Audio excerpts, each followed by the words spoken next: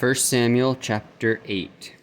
And it came to pass, when Samuel was old, that he made his sons judges over Israel. Now the name of his firstborn was Joel, and the name of his second Abiah. They were judges in Beersheba, and his sons walked not in his ways, but turned aside after lucre, and took bribes, and perverted judgment. Then all the elders of Israel gathered themselves together, and came to Samuel unto Ramah, and said unto him, Behold, thou art old, and thy sons walk not in thy ways.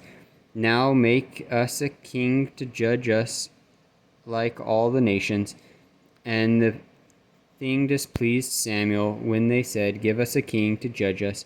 And Samuel prayed unto the Lord, and the Lord said unto Samuel, Hearken unto the voice of the people in all that they say unto thee, for they have not rejected thee, but they have rejected me, that I should not reign over them, according to all the works which they have done since the day that I brought them up out of Egypt, even unto this day, wherewith they have forsaken me, and served other gods, so do they also unto thee. Now therefore hearken unto their voice, howbeit they protest solemnly unto them,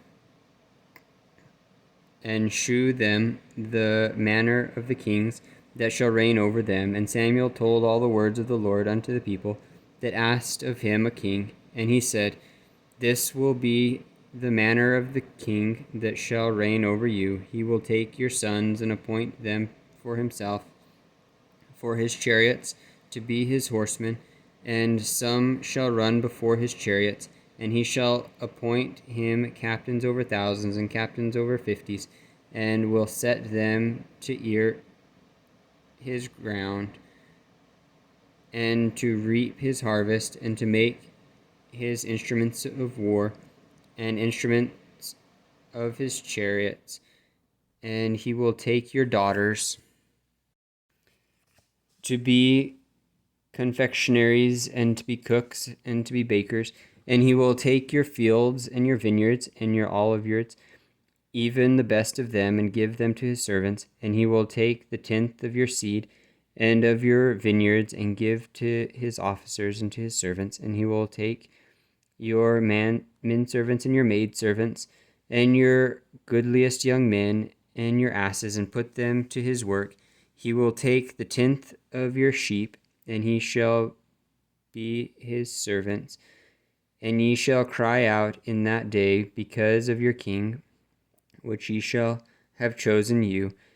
And the Lord will not hear you in that day. Nevertheless, the people refused to obey the voice of Samuel, and they said, Nay, but we will have a king over us, that we may be like all the nations, and that our king may judge us, and go out before us, and fight our battles. And Samuel heard all the words of the people, and he rehearsed them in the ears of the Lord. And the Lord said to Samuel, Hearken unto their voice, and make them a king. And Samuel said unto the men of Israel, Go ye every man unto his city.